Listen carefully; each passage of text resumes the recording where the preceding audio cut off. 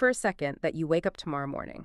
The sun is coming through the blinds, you're pouring that first cup of coffee, and you have this sudden, crystal clear realization. You realize that your bank account balance, your stress levels, your career, none of it is actually being controlled by your boss. It's not being controlled by the economy or inflation or just bad luck. That is a heavy thought for a Tuesday morning. It is. Because if those things aren't controlling your life, it implies that you are. You aren't a victim of your circumstances, you are the architect. And honestly, that is a terrifying thought. Oh, absolutely. Because if I'm the architect and the house is falling down, I can't blame the weather anymore. It is terrifying, but it's also the only place where freedom exists. I mean, if you are the problem, you are also the solution. And that specific visualization is the entry point for the material we are covering today. Right. We are diving deep into a book called The Wealthy Gardener. And I have to be honest, when I first saw the title, I thought, okay, great, another book telling me to buy index funds and skip the latte. But this is different. It's very different. It's not really a finance book in the traditional sense. Yeah. You won't find hot stock tips or strategies for leveraging crypto here. No. It's more of a philosophical guide. The core argument is that wealth creation isn't a math problem. We treat it like math income minus expenses. But the source argues that wealth is actually a biological process. Biological. Yes. It uses the metaphor of a garden. And before you roll your eyes at that, just think about it. A garden doesn't grow because you yelled at it. It doesn't grow because you got lucky. Right. You can't just find a fully formed tomato plant. Exactly. It grows because of the specific sequence of biological events. And the source argues that prosperity is the exact same way. So our mission for this deep dive is to decode what the source calls the gardener's way. We want to move away from this frantic kind of modern idea of chasing money and look at how to cultivate a life where wealth is just a natural byproduct. Exactly. We live in a culture that treats wealth like a sprint or a lottery win. We want the hack. We want the outcome without the process. But the gardener's mindset is you tend the soil, which is the mind. Okay. You water the seeds, those are the habits, and then, and this is the part we all hate, you wait patiently for the harvest, the results. The part we hate. You nailed it. But before we get into the soil and the seeds, the source makes a distinction that I think we need to sticky note to our foreheads. The difference between being rich and being wealthy. I think most people use those interchangeably. They do, but they are worlds apart. In the source's framework, rich just means you have money. That's it. You can be rich and miserable. You can be rich and have a heart attack at 45 because you never sleep. We see that all the time, the miserable millionaire archetype. Right. But wealthy, according to the Wealthy Gardener, is a triad. It is the integration of three things: financial health, physical health, and mental peace. So if one is missing, the whole thing falls apart. The whole thing is broken. If you have the money, but you're stressed out of your mind and your body is failing, you aren't wealthy. You're just a poor person with money. Wow. A poor person with money. Okay, so if we want the triad, the full package, we have to start where the garden starts. The soil. The source claims wealth is born in the mind, not in the pocket. Think of your mind as the soil. This is the foundation. If the soil is toxic or rocky or just full of weeds, it simply does not matter how high quality the seeds are. It doesn't matter how hard you work. Not at all. You could work harder than anyone else planting the absolute best seeds of effort and talent, but if you're thinking your soil is poor, nothing sustainable will grow. The roots just won't take. But let's get specific here. When we say poor soil or bad mindset, are we just talking about being pessimistic? Because think positive feels a little too simple for the complex financial problems people face. It's deeper than just optimism. The source describes a very specific internal conflict. We all have this quiet part of us that says, I can do better. I am capable of building something great. But that voice is constantly being shouted down by louder, more aggressive voices. Fear, laziness, and our own crystallized habits. The voice that says, why bother? The economy is rigged anyway. Or my personal favorite, I'm too tired, I'll start on Monday. Precisely. That's the weeds choking the soil. And the source makes a brutal point here. If your thinking is focused on scarcity or victimhood, you will eventually lose any money you do make. We see this with lottery winners, right? Oh, all the time. They get the cash, the harvest, but because they never cultivated the soil, the money just evaporates. They can't hold on to it. This brings us to the lottery fallacy. I found this part really convicting because I think deep down, even smart people are secretly waiting for a miracle. We are wired to want the miracle. We look at wealthy people and think, must be nice, they got lucky. Or we wait for our own big break, the perfect job offer, the inheritance. Viral moment. Right. But the wealthy gardener creates a really unsexy reality check here. It says wealth is almost never the result of miracles. It is the result of small, mundane decisions made every single day. The boring stuff. The incredibly boring stuff. It's the decision to face the day and plan, rather than hitting snooze for the third time. It's choosing to read about investing for 20 minutes, rather than doom scrolling on TikTok. Those aren't lottery wins. No, that's soil cultivation. And it is not glamorous at all. It's empowering, though, because if it's not luck, then I can actually do something about it. But if it relies on me making good decisions, we have to talk about the tool itself. Money. The source has a very neutral take on money that I found refreshing. Yes, it just strips away the morality. Money is not good and it is not evil. It is a tool. Like a hammer. Exactly like a hammer. If you build a house with a hammer, it's a tool for creation. If you hit your thumb with it or throw it through a window, it's destructive. But you don't blame the hammer's moral compass. You blame your lack of skill. So money is just a magnifier of your skill or lack thereof. Precisely. And when you lack that skill, you fall into what the source calls the where did it go cycle. You know this cycle. Oh, intimately. You get the paycheck, you feel this wave of relief. Okay, I'm safe. And then 2 weeks later, the anxiety's back, the account is hovering near zero, and you genuinely have no idea where it went. It's gone. It feels like a magic trick. And the source points out that the problem usually isn't the income level, it's the lack of a system. You are trying to fill a bucket that has a hole in the bottom. You can turn the faucet on harder, get a raise, work overtime, but the bucket will never fill until you plug the hole. Okay, so let's talk about plugging the hole. We've tended the soil, the mindset. Now we need the water. The source says thoughts are the seeds, but habits are the water. This is the critical connection between thinking and reality. You can have the best seed, a great business idea, a strong desire to be free, but a seed without water dies. In this metaphor, watering is consistent action. But the source isn't talking about that hustle culture 4 a.m. ice bath grind, is it? No, and that's important. It's focused on micro decisions. The source argues that your life is determined by the small crossroads you face dozens of times a day. For example, when you have 30 minutes of free time, do you spend it or invest it? That distinction, spending time versus investing time, stopped me in my tracks. Can you break that down? A poor mindset looks at time as something to kill. They want to spend the time to escape reality Netflix, scrolling, distractions. A wealthy mindset sees time as a raw resource. They invest it. Okay. Even if they are relaxing, it's intentional, it's a recharge.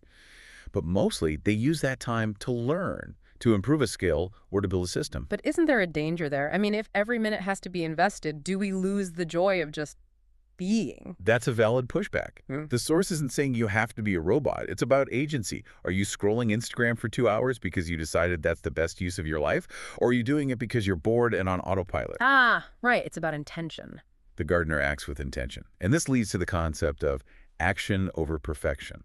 This is the trap I fall into. I wait for the perfect time to start investing my time.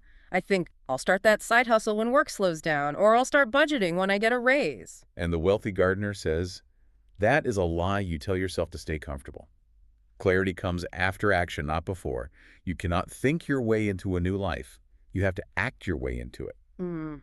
The gardener plants the seed, even if the weather looks a bit gray.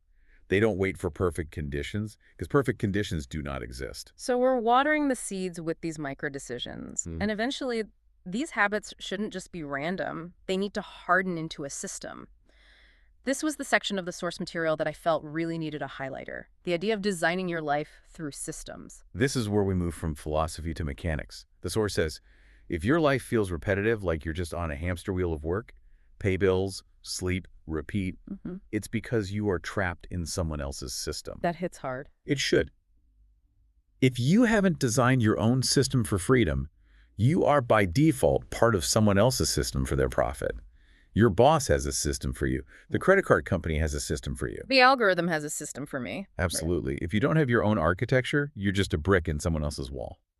So how do we break out? The source outlines a 3-bucket framework for money. And I want to get detailed here because usually people just say, save more, but this breaks it down by purpose. Right. It's not just accounting, it's psychology. Bucket 1 is need.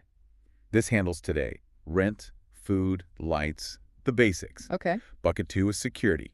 This handles the anxiety about tomorrow. This is your emergency fund, your insurance. The purpose of this money isn't to buy things, is to buy sleep. Buying sleep. I like that. And then there is bucket 3, growth. This is the one most people ignore or they only give it the leftovers. Yeah. This bucket buys your freedom. This is investments, assets, education. This is the money that goes out and works for you.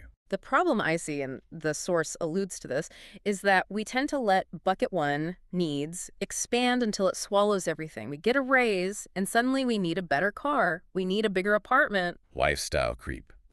And that leads us to the most emotional part of the source material. The difference between looking rich and being wealthy. The keeping up with the Joneses trap. It is, but the source frames it in a way that is terrifying. It says, every time you buy something without thinking, you sell a piece of your freedom. Whoa! Let's sit with that for a second. You sell a piece of your freedom. It's visceral, isn't it? When you trade money for a status symbol, a luxury car you can barely afford, designer clothes to impress people you don't like, you aren't just losing cash. You are losing options. Options. You're losing the ability to quit a toxic job. You're losing the ability to take a month off to care for a sick parent. Money buys distance from stress.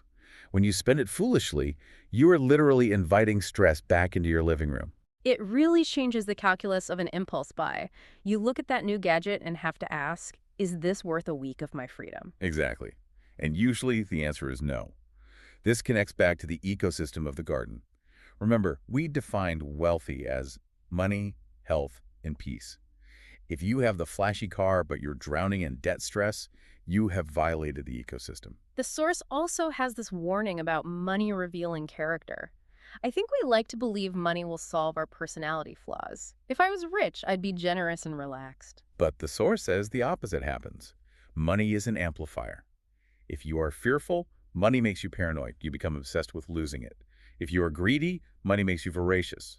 But if you are balanced, money enhances that balance. So you have to be ready for the money. You have to be someone who can handle the harvest before it arrives. That's why the gardener's way insists on cultivating the person, not just the bank account. And the root of that stability is gratitude, which I'll admit can sound a bit woo-woo or like a greeting card, but the source is very practical about why gratitude matters in finance. It is practical. Gratitude is the antidote to the scarcity mindset.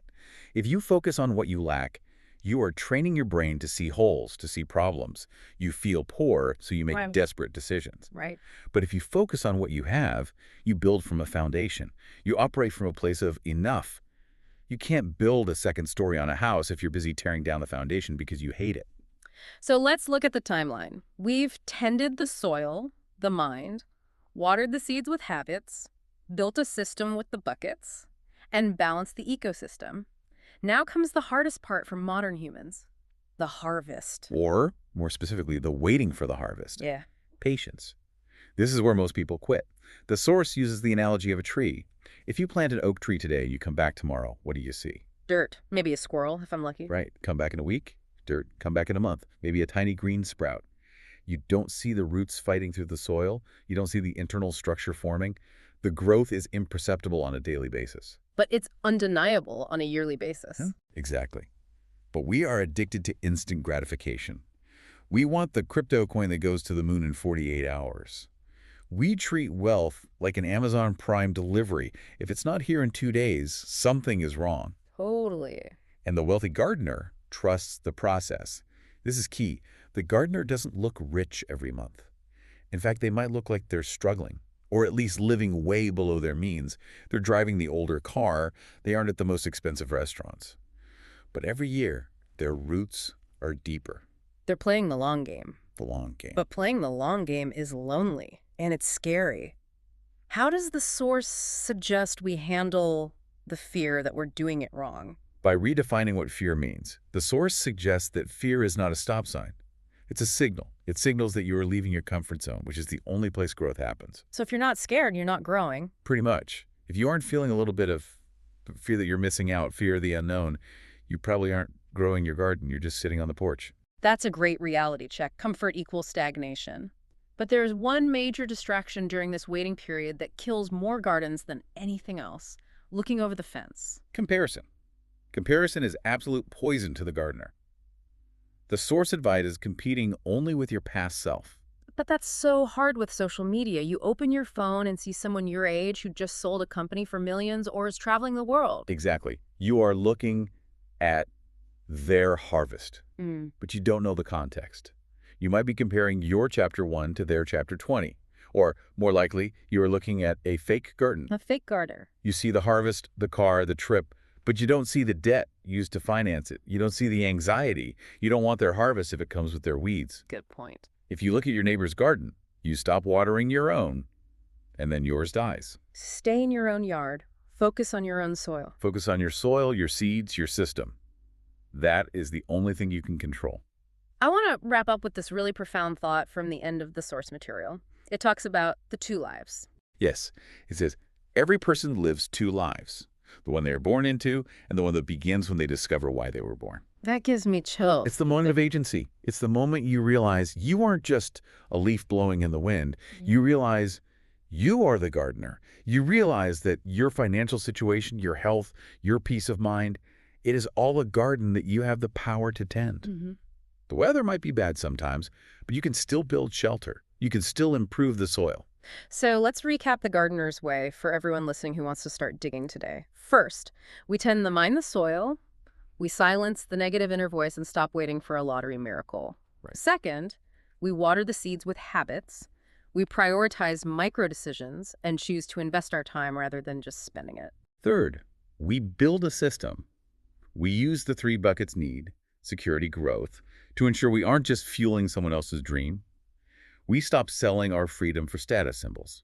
And finally, we respect the harvest.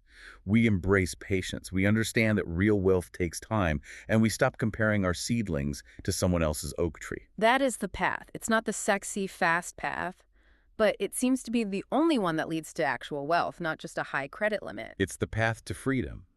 And ultimately, that's what we're all actually chasing. I want to leave our listeners with a final provocative thought to mull over today. It's something that really struck me during this deep dive.